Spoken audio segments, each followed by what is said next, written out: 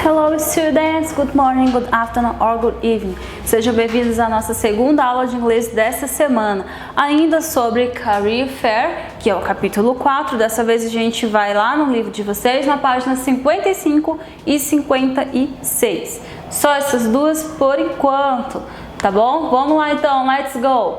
Na página 55, eu coloquei aqui uma imagem até um pouco cortada, que eu foquei mais aqui no texto, tá? Porque a imagem vocês têm ela perfeitinha na página 55.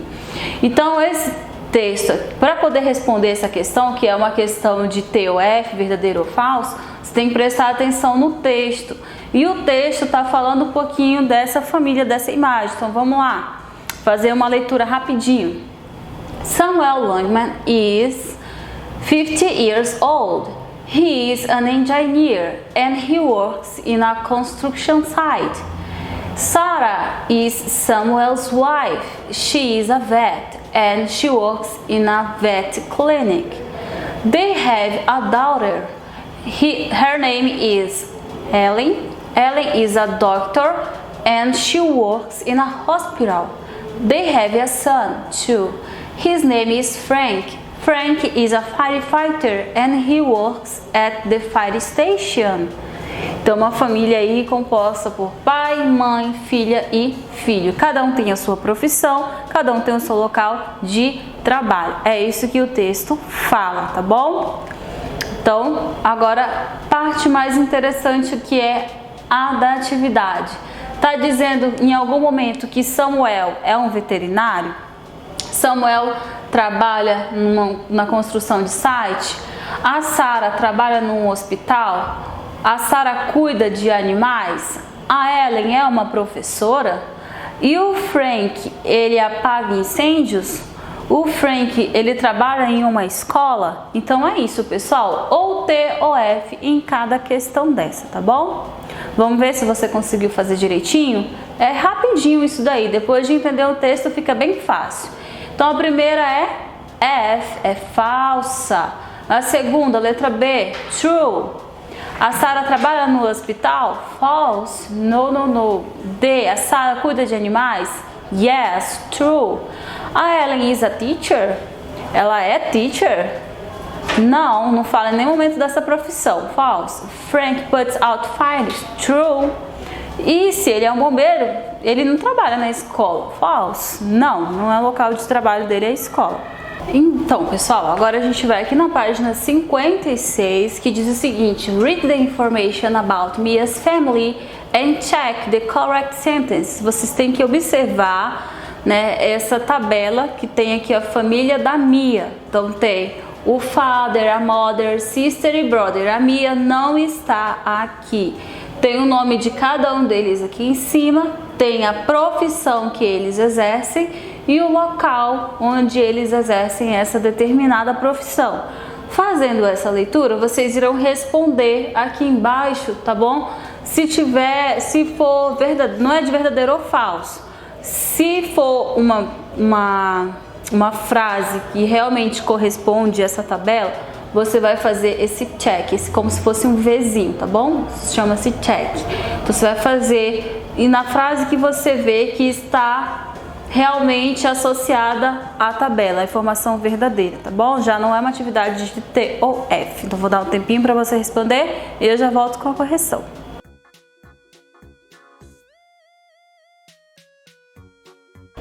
Então, galera, é o seguinte, ó.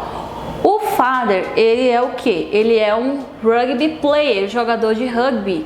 E ele trabalha onde aqui? No caso, não é um local específico. Ele trabalha, colocaram aqui no livro de vocês, num time de rugby, tá bom? Aí tem a mãe, que ela é a Laila Parata. Ela é doctor e trabalha num hospital. Tem a Paige Parata, que é a filha, no caso é a sister, ela é student, só que é do high school, é como se fosse aí o ensino médio. E Max Parata, que é o brother, ele também é student, só que ele é, do caso aí, elementary school, que já é como se fosse o fundamental, tá bom? Então, aqui feito essa leitura, a gente parte agora aqui para as questões. A letra A. O pai da Mia é um médico? Não, então você não vai marcar a letra A. Mia's mother is a doctor? Yes. Opa, sorry. Sim, ela é uma doutora, uma médica. A mãe da Mia trabalha no hospital? Ora, se ela é médica, sim. Então pode marcar a letra C também. Max is a student at elementary school? Ora, o Max está aqui, ó. Está escrito elementary school, então sim. Paige is a student at the elementary school? Não, ela é high school, então não vai marcar essa, vai marcar da médica que trabalha no hospital e do Max que é do elementary school, beleza? Feito isso, a gente vai agora lá no exercício 3. O exercício 3 da mesma página, você vai usar as informações para escrever aí sobre a família da Mia, as informações da atividade anterior. Que informações são essas, teacher? Lembra do texto? Esse texto aqui, ó. Esse texto que fala a idade, tudo. Mas teacher, eu vou utilizar essa estrutura, mas eu não tenho a idade do pai da Mia. E agora? Vou deixar de fazer só por causa dessa informação que não tem? Não. Você simplesmente vai dizer que o pai da Mia se chama, aí vai colocar o nome dele. E em seguida, ponto. Diga a profissão que ele exerce. He is a rugby player. Outro ponto. Aí você já passa para a mãe. A mãe da Mia bota o nome dela, isso em English. Fala também da profissão. She is a doctor. She works at, aí bota o hospital. Então você vai seguir essa estrutura. Você vai apresentar o nome, vai dizer o que ela é da Mia, o local, a profissão e em seguida o local de trabalho. Você vai fazer isso com os 4 membros da família da Mia, tá bom? Então faz isso daí, todo bonitinho, todo certinho, no exercício 3. Vai ficar mais ou menos assim, vou dar um exemplo para vocês, ó. Ari Parata is Mia's father. Então esse é o nome do pai dela, Ari Parata é o pai da Mia. He's a rugby player, ele é um jogador de rugby. He works in a rugby team. Então vocês vão fazer isso, só que com os outros membros também. Então vou dar um tempinho que eu vou trazer aí, no caso, a correção. Tem como corrigir esse exercício, não é resposta pessoal, não é sobre a família de vocês, é a família da Mia, ok?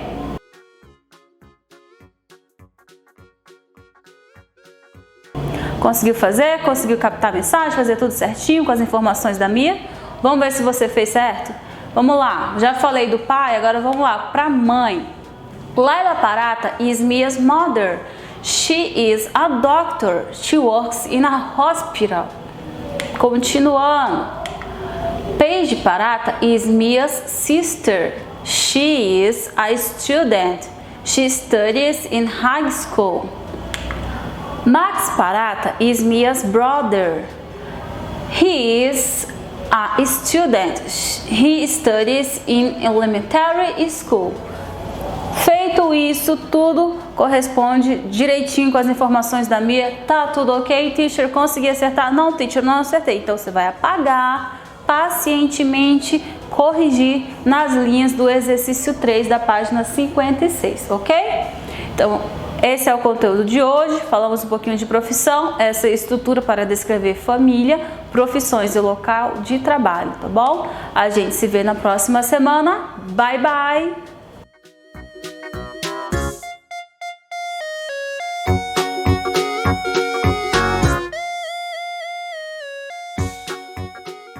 Oi, oi, quinto ano, tudo bom com vocês? Eu espero que sim! Estamos começando mais uma aula de matemática. Hoje é dia 9/7 e a gente vem aí iniciando o conteúdo de grandezas proporcionais. Acredite, não é tão difícil quanto aí esse nome, grandezas proporcionais, tá bom? A gente vai trabalhar muito a questão de multiplicação e divisão. Eu avisei pra vocês, tá bom? Quinto ano trabalha muito. 18. Tá com dificuldade nessas operações?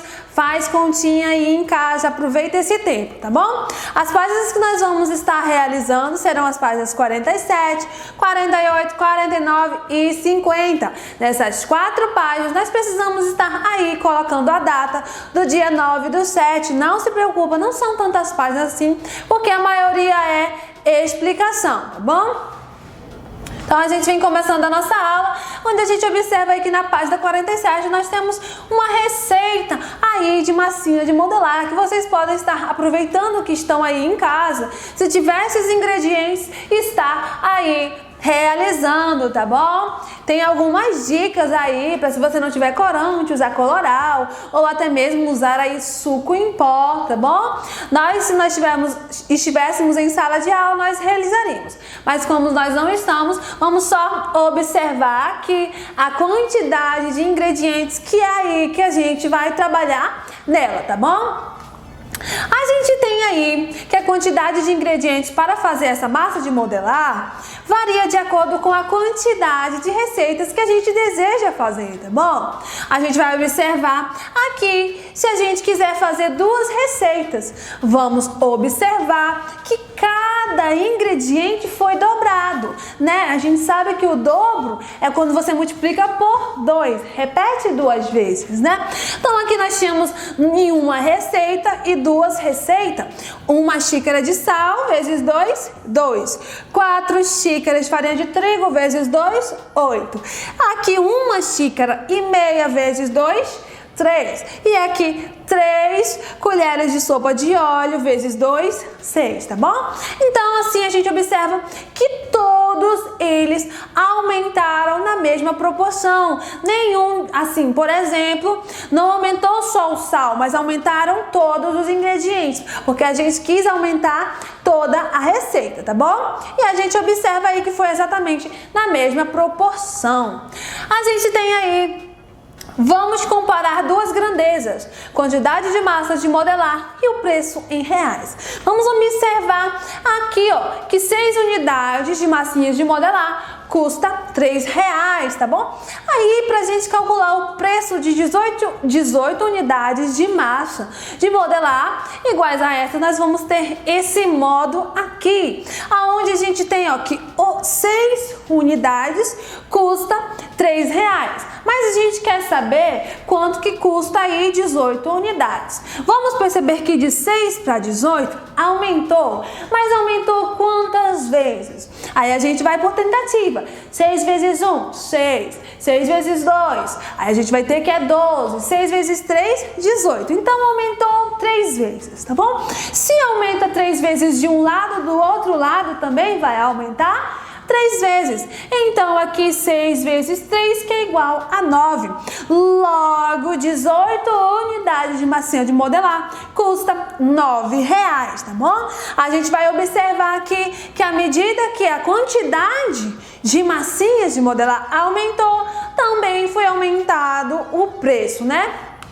Vamos continuar.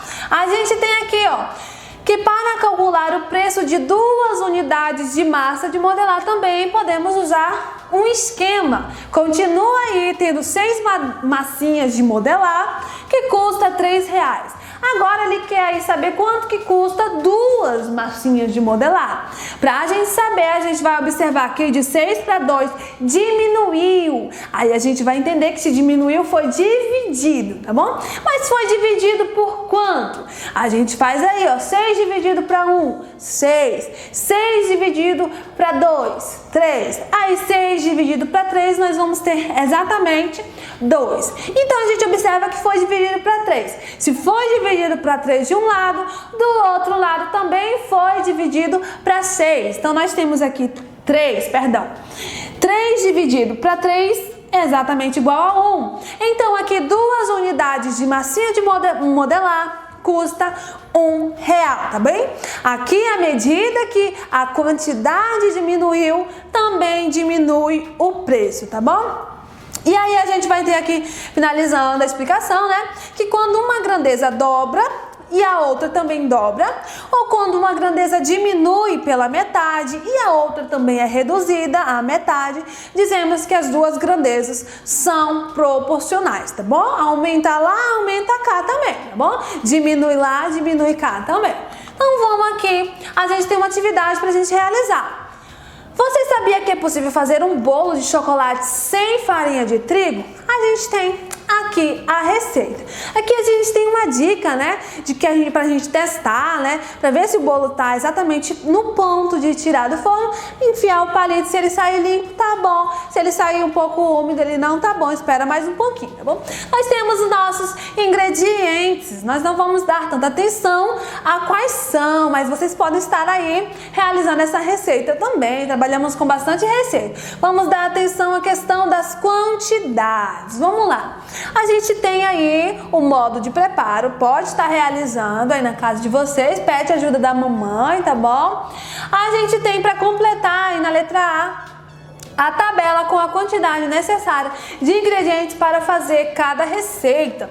Então aqui, ó, nós temos os ingredientes, aí você teria, aqui são a quantidade de uma receita, que eu coloquei aqui do lado pra gente estar lembrando, tá bom?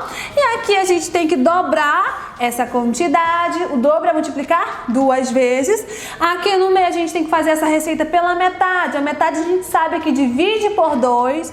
E aqui a gente tem que fazer o triplo, que é multiplicando aqui essa quantidade por 3. Então nesse momento eu peço que vocês estejam pausando aí o vídeo e realizando, tá bom?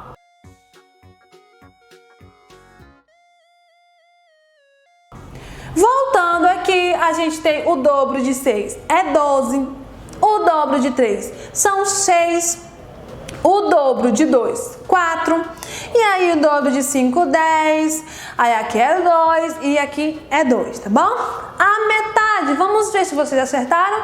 Metade de 6, 3, metade de 3, 1 colher e meia, a metade de 2 é 1 colher, né?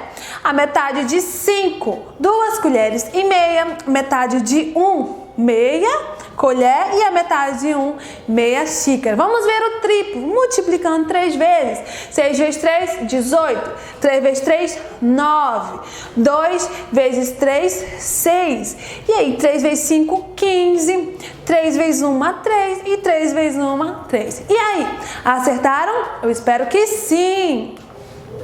A gente tem aí a letra B.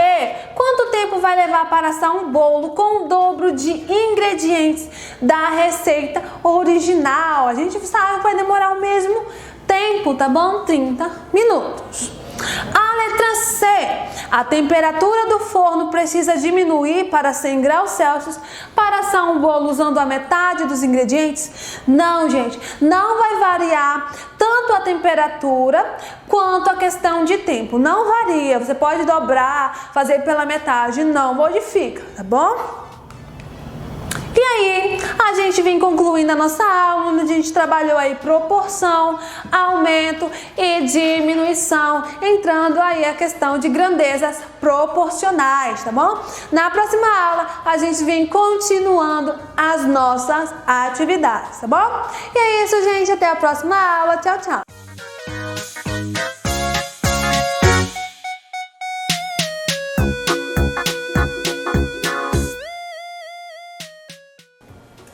Olá, turma do 5º ano, tudo bom com vocês?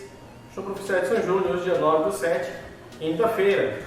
Nós vamos dar continuidade ao nosso livro, porém agora um novo capítulo, né? Encerramos o capítulo anterior falando sobre a reportagem, que eu sei que você deve ter produzido, e agora nós vamos começar um novo capítulo, que é artigos de opinião, que está lá na página 24.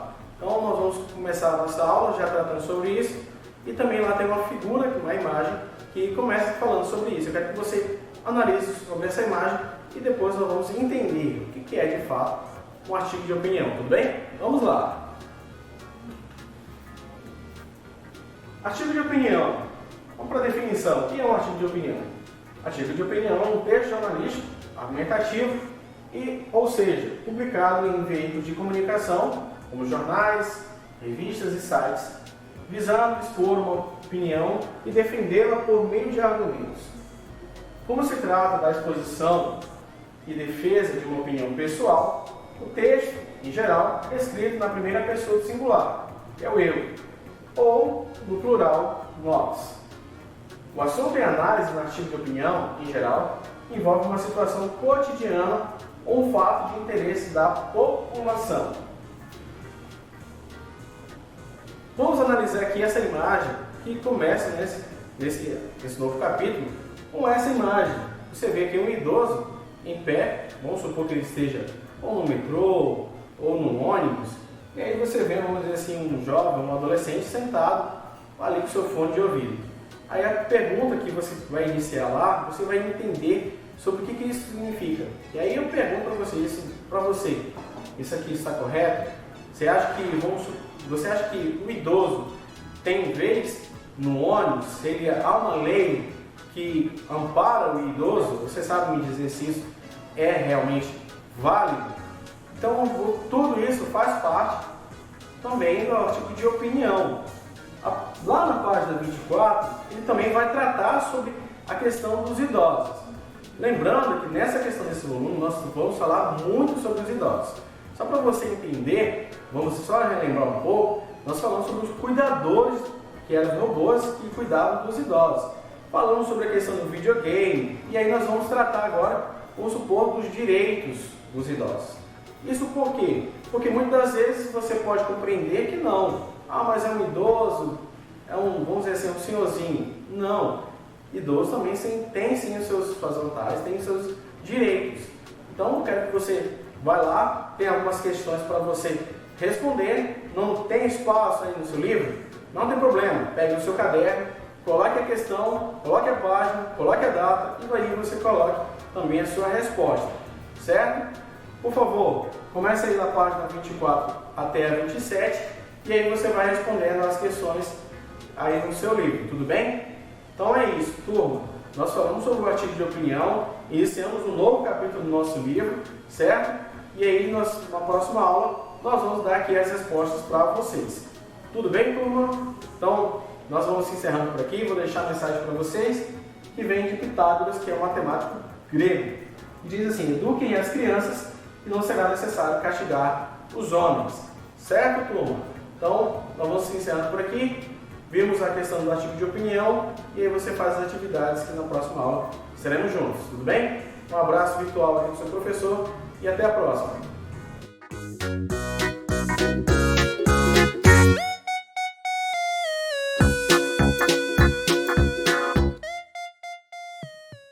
Olá, quinto ano, tudo bom com vocês? Vamos então à nossa aula de História Regional. Vamos então agora na atividade em prática. Eu vou passar uma atividade para vocês. Vocês vão copiar essa atividade no caderno, ok? Colocando a data e respondendo as questões. Na próxima aula, a professora vai estar fazendo a correção dessas atividades aí. Então, a atividade aí é das páginas 27 a 30, onde vocês irão encontrar as respostas das páginas 27 a 30. Sobre o que? Sobre o quilombo. Lembra que a gente estudou sobre o quilombo de Quaretetê ou o quilombo do Piolho? Então, é sobre esse assunto aí que vocês vão responder as questões. Vamos relembrar um pouquinho sobre o que nós vimos aí durante a nossa aula de História Regional. O quilombo. A resistência foi uma maneira encontrada pelos africanos escravizados e seus descendentes para protestar contra as agressões à sua vida e à sua liberdade. Então, como é que surgiu aí o quilombo? Foi através do quê? Através da resistência dos povos africanos. Eles tinham que encontrar um meio aí para poder fugir, né, da escravidão contra os europeus. E um desses meios aí foi resistindo à escravidão. E a partir do momento em que eles fugiam, eles começaram a colonizar, vamos dizer assim, explorar o território aí, né, amazônico, criando o quilombo. O quilombo eram aldeamentos criados pelos povos africanos, os ex-escravizados aí que fugiam de seus donos, de seus líderes, certo? E aí algumas características desses povos africanos, nós temos como, por exemplo, os quilombos, eles foram criados durante o período em que existia a escravização no Brasil. Um dos mais conhecidos quilombos foi o que? Quilombo de Quariterê, também chamado de Quaritete ou Quilombo do Piolho. Desenvolveram a agricultura durante esse período. Era governado por uma rainha chamada Rainha Teresa. Realizavam troca de produtos nas cidades e auxiliavam na libertação de outros escravos. Para possibilitar a sobrevivência, o quilombo seus moradores seguiam regras bastante rígidas. Quem as desrespeitasse era severamente castigado. Acreditavam que fugindo eles poderiam colocar em risco aí a vida da comunidade do quilombo, e uma vez que este ex-escravizado poderia contar a outras pessoas a sua localização. Então a gente sabe que nesses quilombos aí que eram governados, né, pelos africanos, não só os africanos moravam nele, mas também alguns indígenas, né, que também fugiam aí da escravização dos europeus, se localizavam nesses quilombos. Outra característica desses quilombos também é a questão da governança. Tinham regras, você vai morar no nosso quilombo, mas você vai seguir algumas regras, ajudar a nossa comunidade e principalmente não falando a nossa localização. Então eles tinham esse medo. Se algum, por exemplo, um africano, um ex-escravo ou indígena quisesse sair do quilombo, peraí, você vai sair assim? Por que você vai sair? Se você já veio fugido, né? Nós colocamos você aqui, você vai sair por quê? Não, não é assim não. Então, eles tinham medo disso daí. Então, existiam o quê? A questão aí das regras, das leis, né? Outra questão também, se você desobedecesse alguma regra, alguma lei, você era severamente castigado, poderia até ser morto aí por outras pessoas do quilombo aí, certo? Aí nós temos duas imagens retratando algumas pessoas do quilombo, né? A escrava que virou rainha, a escrava Teresa, alguma sociedade aqui, ó, dos quilombos que habitavam, cada um tinha sua função, desenvolviam agricultura, faziam trocas de mercadorias nas cidades, tudo isso para a sobrevivência deles, certinho? Aí eu coloquei aqui para vocês escreverem as perguntas no caderno. E aí vai fazer a leitura do texto, né, das páginas 27 a 30 para responder as questões, ok? Então eu vou ler aqui as questões para vocês. A primeira questão: que maneira os escravizados encontraram para sobreviver contra a exploração? Falei no início aqui da nossa aula, qual foi a maneira aí que os escravizados encontraram para fugir aí dos seus senhores? Questão número 2, o que significa a palavra quilombo? Nós já vimos aí o significado também. Questão número 3, por que os quilombos eles foram criados? Qual era o objetivo da criação desses quilombos? Questão 4, como viviam as pessoas que moravam nos quilombos? Como é que era o dia a dia dessas pessoas? O que elas faziam aí nesses quilombos? Nesses quilombos existiam formas de resistência? Eu já comentei também aqui na nossa aula. O que acontecia se alguém desobedecesse alguma lei? A questão número 6, atualmente ainda existem quilombos? Aí você vai responder se existe ou se não existe. Na questão 7, você vai pesquisar e descrever, ou seja, falar um pouquinho sobre algum tipo de quilombo que existe ou que existiu no Brasil. Então, não só existiu apenas o quilombo de Quariterê, não, existiam outros quilombos aí ao longo do nosso território. Então, você vai pesquisar e vai descrever sobre algum tipo de quilombo, tá? E aí na próxima aula a gente vai trazer a resposta para vocês. Então façam no caderno de vocês, bonitinho, colocando a data de hoje, e aí façam a leitura para responder essas questões, ok? Então, por hoje é só. Boa aula e até a próxima!